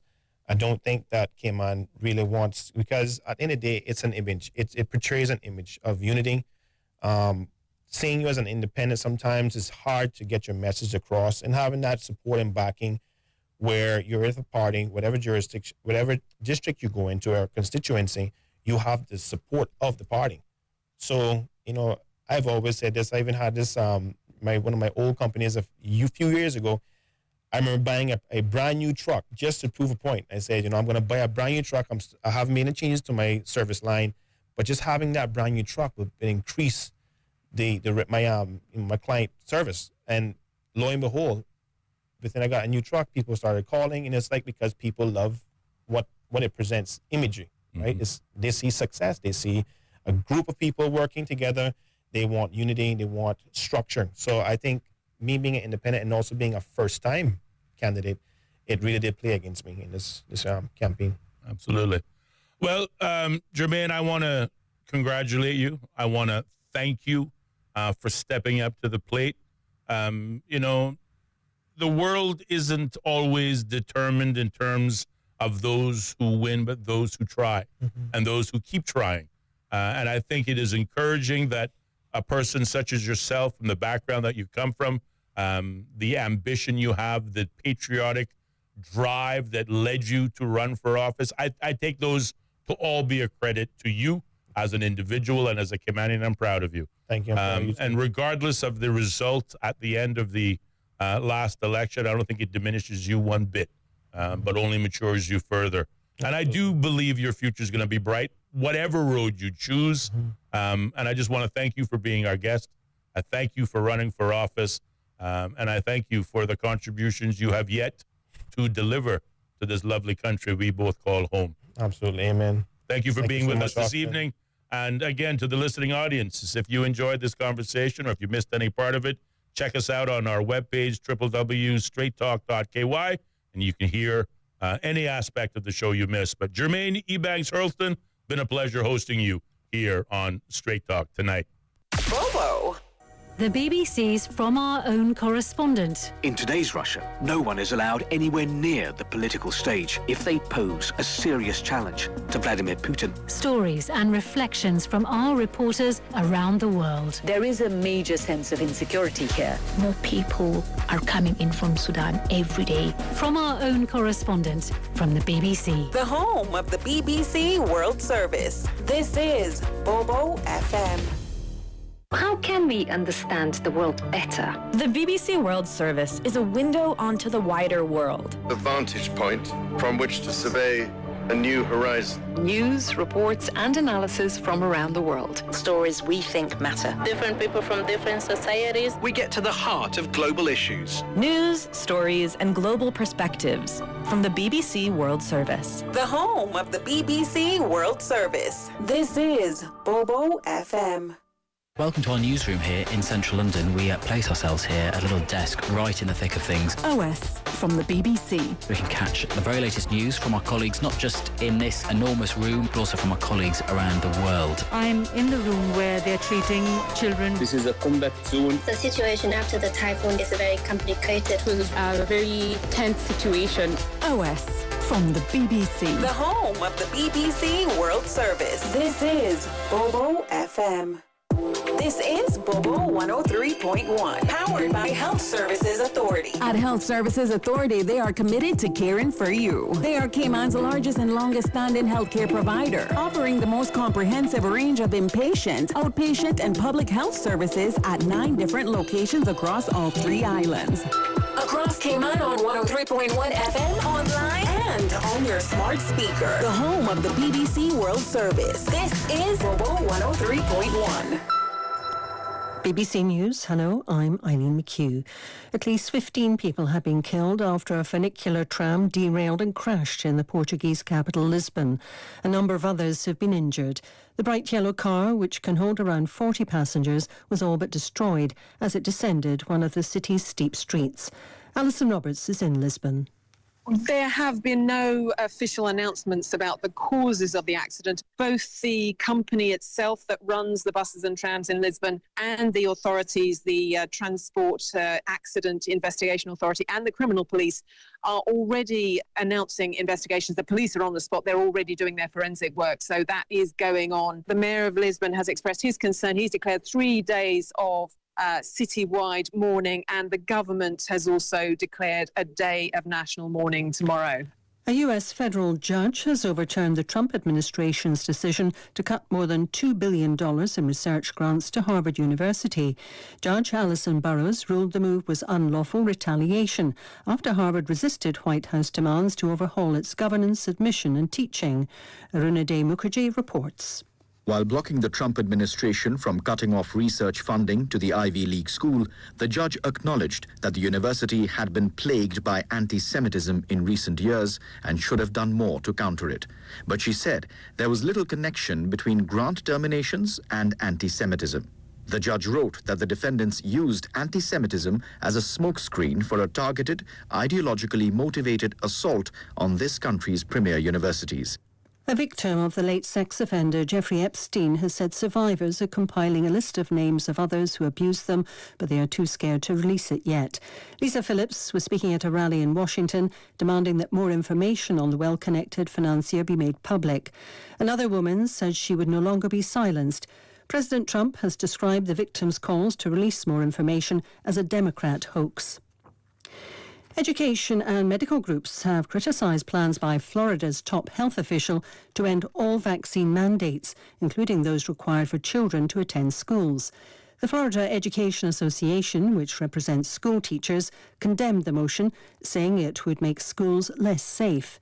Florida's Surgeon General, Joseph Ladapo, said people had a right to opt out of vaccinations. Who am I as a government? Or anyone else, or who am I as a man standing here now to tell you what you should put in your body? It's wrong. It's immoral. They do not have the right to tell you what you put in your body. They don't have the right to tell you what your kids have to put in your body. They do not have the right. Do not give it to them. Take it away from them. You're listening to the latest world news from the BBC. At least 29 people have died in Nigeria after a boat capsized in the north-central Niger state. Officials say the vessel was carrying about 90 passengers, including children, when it struck a tree stump on the River Niger and capsized due to suspected overloading. The state's emergency agency says recovery operations are continuing. A court in Morocco is reported to have sentenced a feminist activist to 30 months in prison for insulting Islam. Ibtisam Beti Lashgar was arrested last month after posting a picture of herself on social media wearing a T-shirt reading "Allah is a lesbian." Ms. Lashgar is a prominent advocate for the rights of women and LGBT people. Morocco enforces laws against what are seen as public offences to Islam, which are punishable by imprisonment and fines. The U.S. Secretary of State has said Washington will keep attacking drug traffickers at sea a day after the White House said it destroyed a boat belonging to a Venezuelan cartel. Marco Rubio was speaking on a visit to Mexico City. Interdiction doesn't work because these drug cartels, what they do is they know they're going to lose, 2% of their cargo. What will stop them is when you blow them up, when you get rid of them. And it'll happen again. The point is, the President of the United States is going to wage war on narco-terrorist organizations. This one was operating in international waters, headed towards the United States to flood our country with poison, and under President Trump, those days are over. Mr. Rubio also held talks with the Mexican President, Claudia Sheinbaum. He said relations between their countries were the strongest they'd ever been. Officials in Argentina say they've recovered a long-lost painting looted decades ago in Nazi-occupied Europe. The missing masterpiece was spotted last month on an estate agent's website. It was adorning the wall of a house being sold by Patricia Cagien, whose late father was a fugitive Nazi and advisor to Hermann Göring. BBC News. The views and opinions expressed expressed on Straight Talk with Austin and Ellio do not necessarily reflect or represent the views of Stingray Media, its staff, or contributors. Callers to the program accept full responsibility for the views expressed. The show host and affiliates are not liable for any statements made or any harm claimed. All callers to the program indemnify Straight Talk from all claims. Offensive, defamatory, or unlawful content will not be tolerated. Be a part of the conversation by calling 745-2626.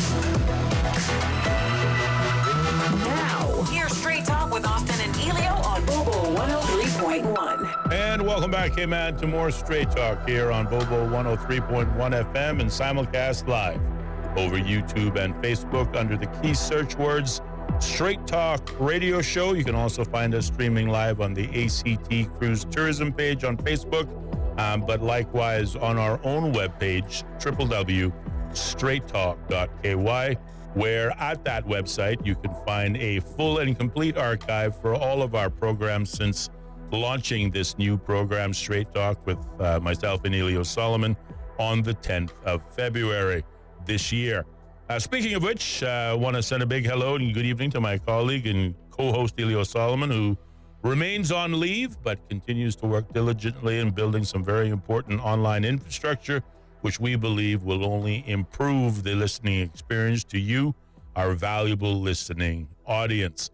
It is 7 minutes past the hour of 6 o'clock as we move into our final segment of the evening, reminding you that Straight Talk airs every weekday evening, Monday through Friday, from 4:30 to 6:30 p.m. right here on Bobo 103.1 FM.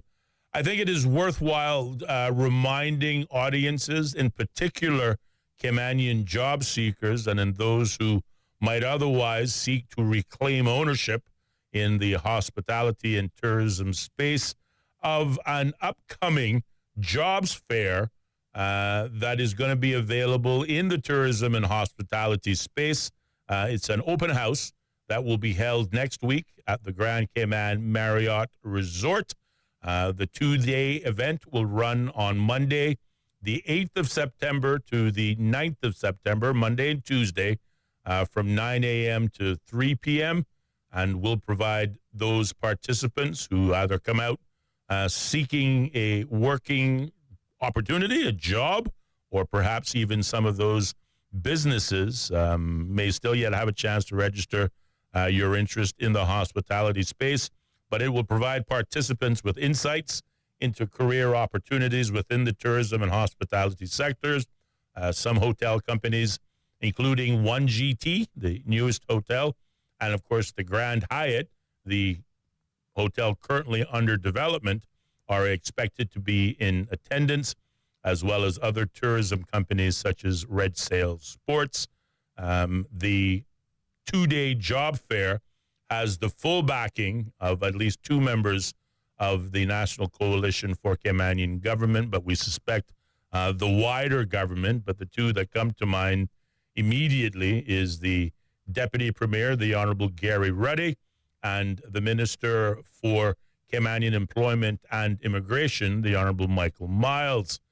Both have suggested, and if not urged, Caymanian job seekers to come prepared to compete, because that is what your foreign counterparts are doing, encouraging Caymanians to look the part, put on your best, cleanest shirt, tuck it into your pants, make sure you have a belt and clean shoes, make sure your hair is either cut or properly groomed, and more importantly, bring your resume and obviously your best talking points, because this is more than just a networking opportunity.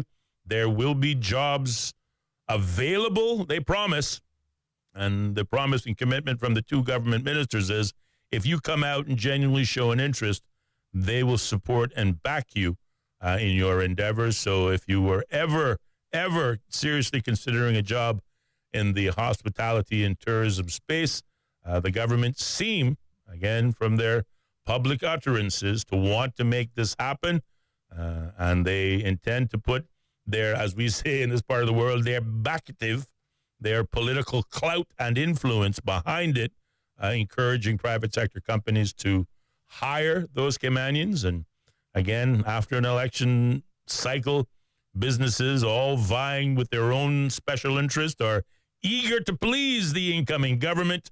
And we've seen it from hotels to financial services institutions pledging a renewed commitment to conform to and agree with the government's priority to get Caymanians more actively involved through jobs, real-world jobs, and careers in the Cayman Islands. So if you're an unemployed Caymanian, if you've thought about getting into tourism and hospitality but have been denied in the past, well, forget about what's happened before.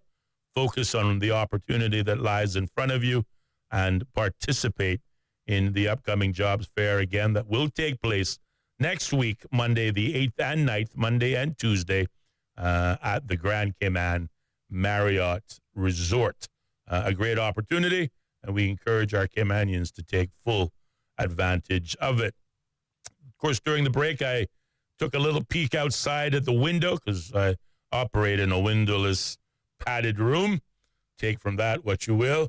Looking for some of these early evening thunder showers that we were promised in the weather forecast. There are some clouds lingering. I will give the National Weather Service that. No showers, at least on Godfrey Nixon Way, to speak of, but the night is still young. We saw some afternoon showers today and yesterday. More is forecast on Thursday into Friday, and there may be some more rain still to come this evening, with the nighttime hours, the later nighttime hours, expected to be clear, or so says the forecast. 12 minutes past the hour of 6 o'clock is the time in studios, giving us just over 15 minutes before we have to wrap it up.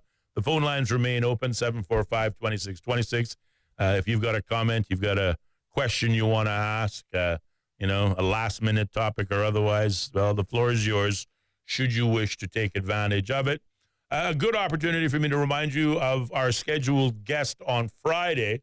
One of the things that we take great pride in on this program is celebrating our fellow Caymanians and their various achievements, whether it be those in the field of film, as we had the opportunity last week to host Asher Lopez and Badir Awe on their new short film, Awesome Man, or whether it be talking about the academic achievements of young Mr. Anderson from the Edna Moyle Primary School for winning awards in the Caribbean examinations, besting everyone in the region with his exam results at only 10 years old. Whether it be our wins on the golfing greens or the swimming pool, even the field of football, or soccer, as you would call it, by recognizing the efforts in particular of the women's national football team. We also believe in celebrating Caymanian authors. One you might remember most recently, Mr. Roy Bodden, presenting his latest literal work here in the Cayman Islands, and we had the opportunity to host him, talk about the book.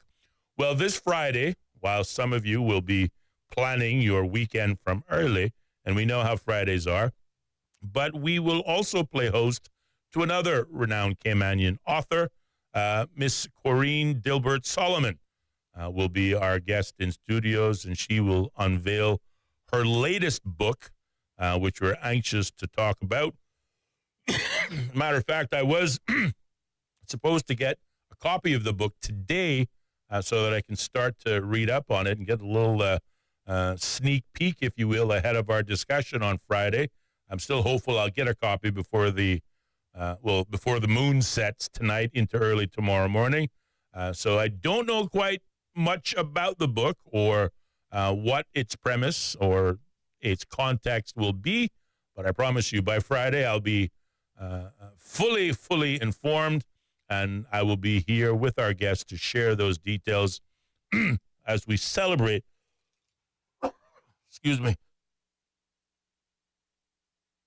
as we celebrate the achievements of our fellow Caymanians. It always happens towards the end of the night.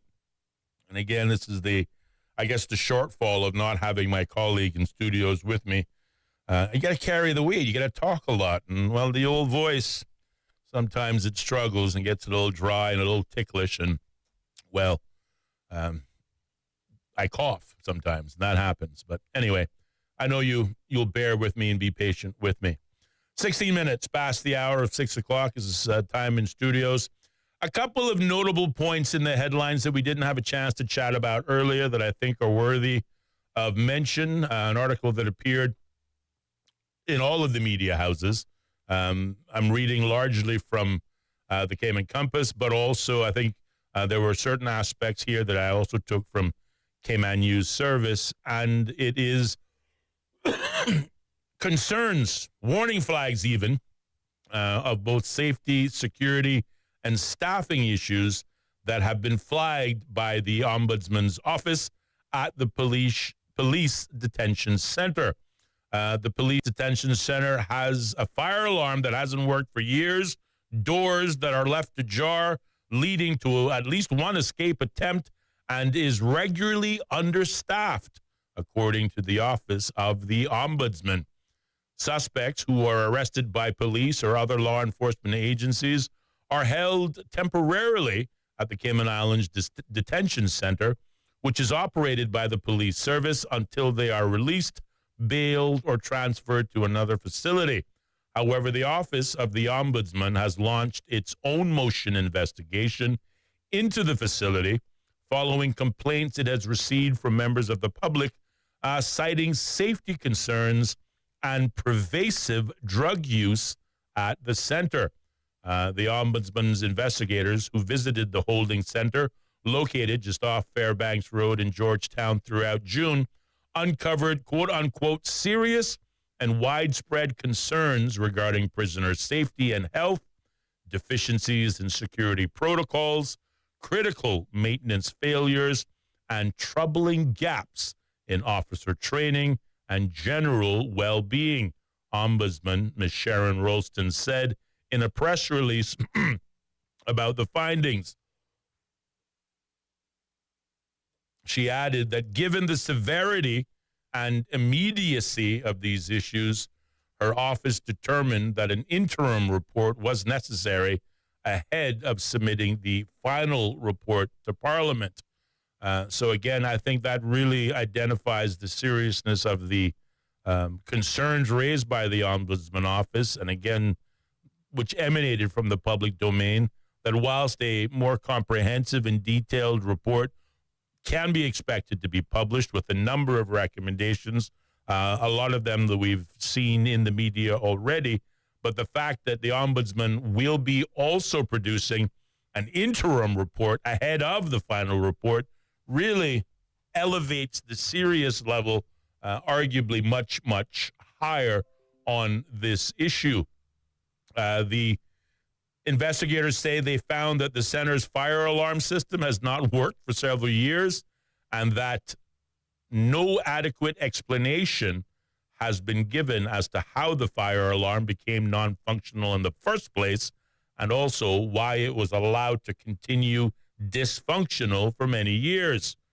The investigators, during their observations at the facility, noted that internal security doors were routinely left ajar, creating a significant security risk. The investigation also revealed that there is no way for external RCIPS officers to enter the detention building to provide assistance if internal officers lose control of the facility. So again, we want to let that reality settle in just for a moment. If there is an issue at the detention center, help, though it may be on the way, it can't get in the building. We got a caller on the line. Let's go to the phone lines. Good evening, caller. You're on the air. Good evening, Austin. Mario, how are you doing? I'm good, my friend. And yourself? Thank you for your call. Yeah, good. Beautiful evening. Rain is falling on the island last couple of days, so that's good. Keeping it green, keeping the dust down. Indeed. And thank God this is now early September and no hurricanes yet in our area we worry about. So keep our fingers crossed, keep thankful, and keep praying for God's grace and mercy. Amen. Yeah, I just want to say I was listening for a while to Mr. Jermaine Ebanks Hurston, or Hurston Ebanks. No, you're right. Speaking of what, and I thought he was very impressive. I think he so well spoken, and also well spoken in the campaign trail as well. And yes. I is a fine young man, and I wish him the best. And certainly, whatever he does, whether it's politics or business, family, whatever, I'm sure he's going to do well. I wish him the best. But I think he's a fine young man from a good family and a lot of potential and a lot to offer in the future. So I'm sure you can hear from him in various quarters and doing a good job. So absolutely. Thank you. But what I also want to say in relation to hurricane season is that I noticed you mentioned a while ago about the expenditure made by the new government in Kimmelbrack Bluff, the lighthouse property there, and also the purchase that was made in West Bay, in West Bay North, that Jermaine was talking about, the lighthouse there in Bosun Bay, the property that was owned by the Hydes. And I just want to commend the government for both of those purchases. I know that it's a little concerning when you look at the financial situation and they talk about operating deficit and all that. I know it's a bit of a concern, but also those particular two parcels, I think, is very important for government to retain for the people of the Cayman Islands. And the one in West Bay is very much more, in my mind, much more critical to Grand Cayman. Cayman being much lower lying than Kimmelbrack, i.e., not having a bluff. When I was running in 2021, I also had an eye on that piece of property. To, if I was elected, to get the government to buy it as well and to use it for maybe an emergency center, hurricane shelter, and also an area that could be used for the community, and also to park emergency vehicles and high area during. This is the bluff property you were referring to? No, the West Bay one. The West Bay one, yes, okay. Yeah. All right, yes. Yeah. Well, of course, the bluff one came back. Certainly Kimmelbrack had a lot more area that they can park vehicles on, but I'm talking about Grand Cayman being much more low-lying than the Brack. I only raised that because earlier on, of course, I talked about and again, this was based on the news article, media report that suggested that this property in Kimmelbrack had recently entered the commercial market and was up for sale for the first time, and then in very short order, the government swooped in and paid for it and purchased it as part of their own acquisition. But someone that I trust, a good friend of mine, and I have no reason to doubt the validity of their information, but he went on to suggest that contrary to the article, which gave the impression that this bluff land was entering the market for the first time, but he made the point to suggest this property in the Brack may have been on the market for as early as 2 years ago. I don't know if you'd heard or know of a similar situation in that property, or you believe, like the rest of us, that it just recently came on the market. So I don't know. Okay, I don't have a clue. I don't have a clue on that one in the Brack. I just know it was done. A deal that seemed to be done very quickly. It was done very quickly. I don't know the background of it, but again, I hope everything is above board and that it is good value for money.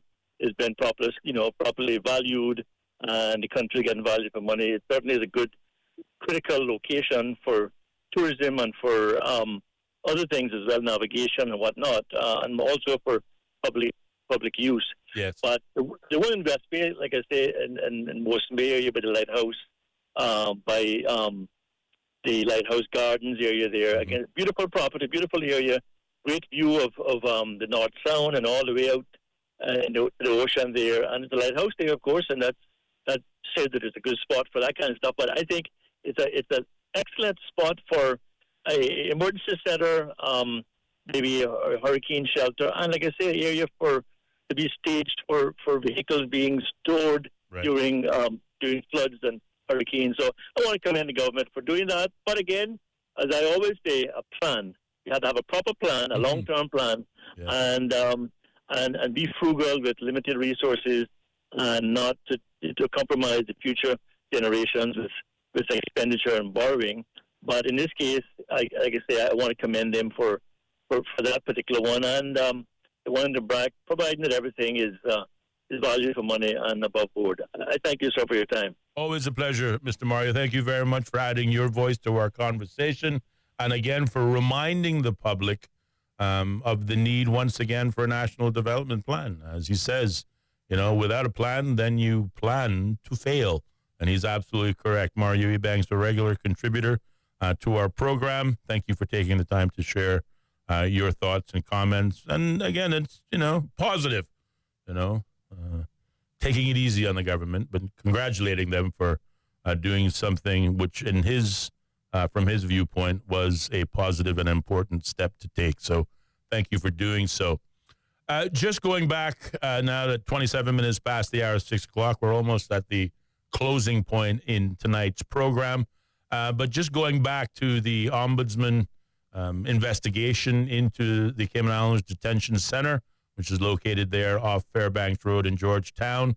A list of recommendations have already been put forward. The Ombudsman Office suggesting there will be an interim report presented to Parliament, and then, of course, followed with a more substantive report. I think that very statement in and of itself highlights the significance of the threat and the concerns that have been raised. That detention center is not old. It's relatively newish. And to hear of the number of issues in that building is quite concerning. But the list of recommendations include restoring and certifying the fire alarm system, clarifying the escort responsibilities for medical transport, strengthening communication between the Royal Cayman Islands Police Services and the Health Services Authority, undoubtedly addressing the security door protocols and, of course, the risk of escape, establishing emergency access protocols. This is what we're talking about prior to that call, that should the building be taken over by the inmates, as it stands right now, forces from the outside would have no way of actually getting in, and that's a problem.